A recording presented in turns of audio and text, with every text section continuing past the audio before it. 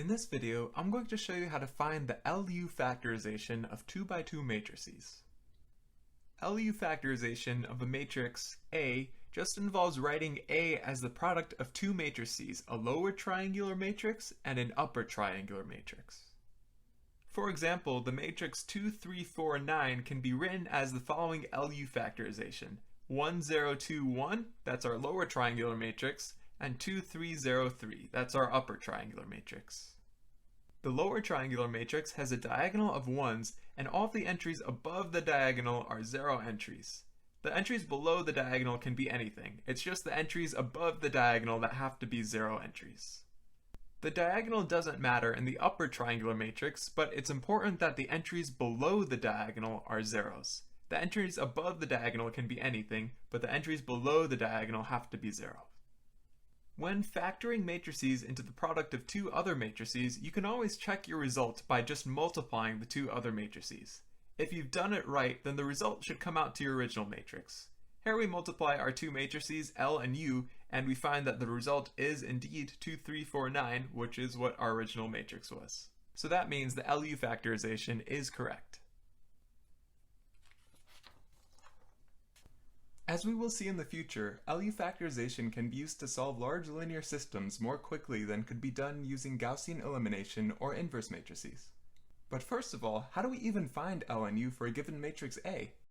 Here's an example in which we'll do this. We're given the matrix A, which is 3, 2, 9, 4, and we want to find its LU decomposition.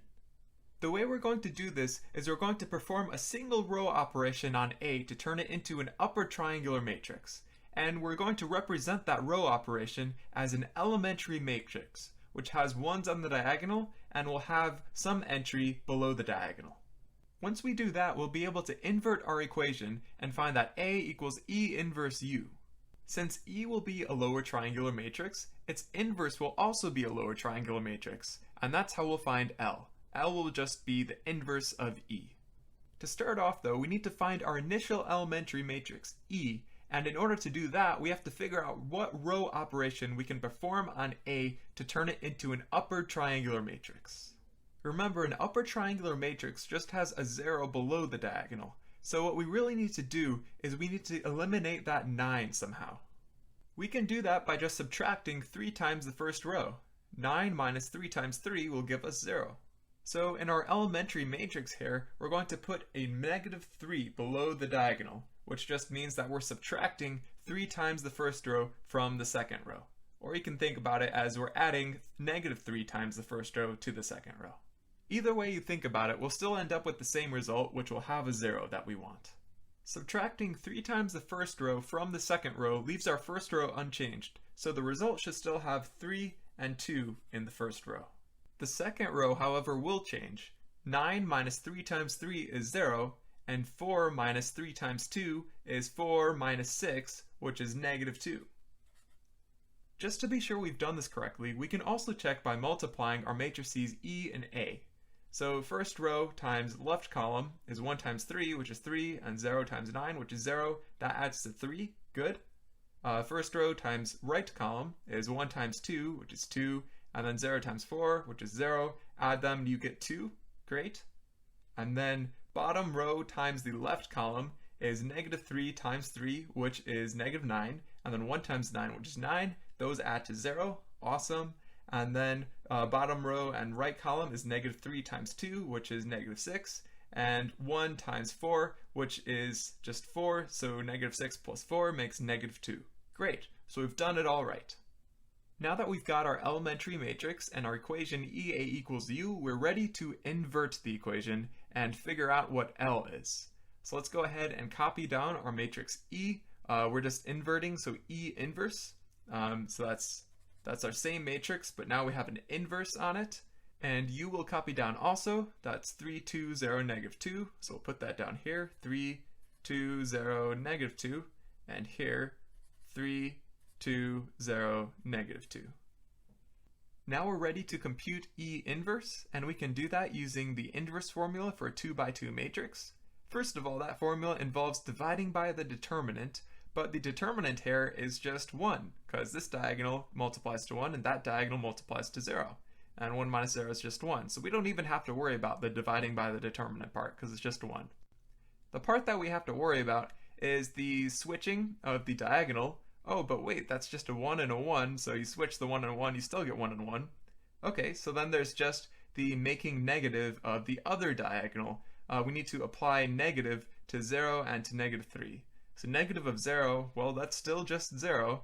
And then negative of negative 3, that changes. Negative of negative 3 is just 3. So there we have it. There's our LU factorization of A. We've got 1s on the diagonal of the lower triangular matrix, and indeed that is lower triangular because that has zeros above the diagonal. And then on the upper triangular, we have all zeros below the diagonal, so yeah, that is in fact an upper triangular matrix. Great, so there we have it. Now, before we go on, there is one important notice when doing LU factorization. The way we get the lower triangular matrix L is by taking the inverse of the elementary matrix E. So we need E inverse to be a lower triangular matrix with a diagonal of 1s. In order for that to happen, we need E itself to also be a lower triangular matrix with a diagonal of 1s. And that imposes some constraints on what row operations we can include in our elementary matrix E. Really, there's only one row operation which we're allowed to do, and that is adding multiples of higher rows to lower rows. In the previous example, we just added negative 3 times the top row to the bottom row, so it's no surprise that everything worked out. But in the future, we should be aware that we're not allowed to do any of these operations, switching rows, multiplying rows by scalars, or adding multiples of lower rows to higher rows. Otherwise, our elementary matrix E won't be a lower triangular with a diagonal of 1s, which means its inverse won't be a lower triangular with a diagonal of 1s, which means our lower triangular matrix won't actually be the way we want it.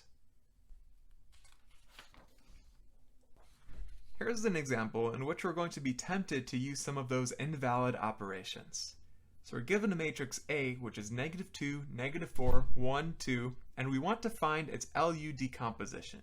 We're going to proceed the same way as before, first finding some row operations that we can do to A to turn it into an upper triangular matrix, and then representing those row operations as an elementary matrix. And then we're going to invert that equation to find what A is in terms of E inverse NU, and E inverse should come out to our lower triangular matrix.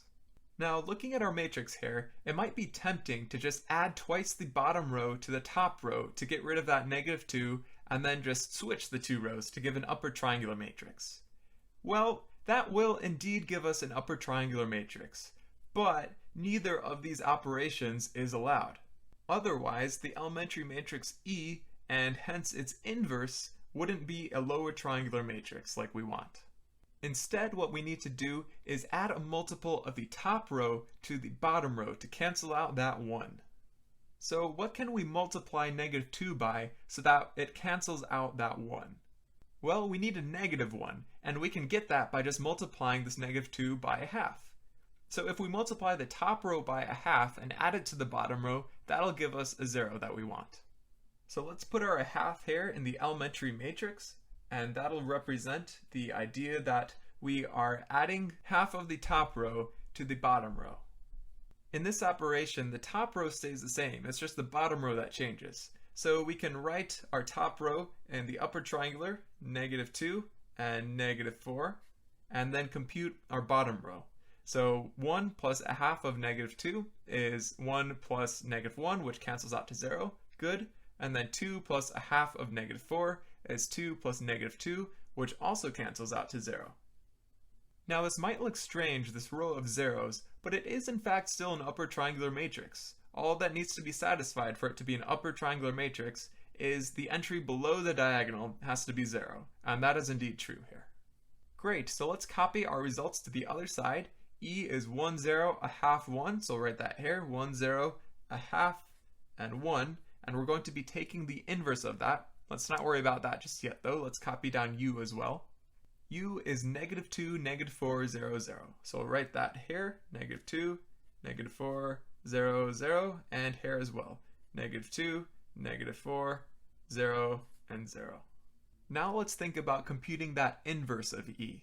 So using the inverse formula for a 2 by 2 matrix, first thing we do, divide by the determinant. But the determinant here is just 1 because the product of this diagonal is 1 and the product of that diagonal is 0. So you subtract, you still get just 1.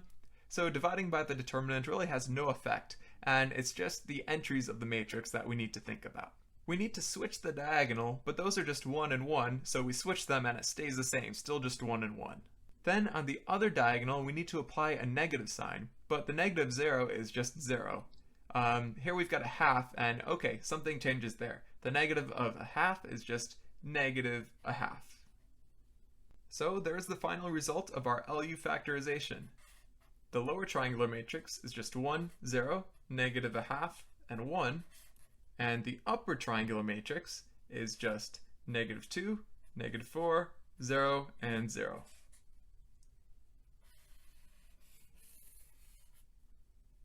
In the future, we'll also learn how to find LU decompositions for 3 by 3 and even larger matrices.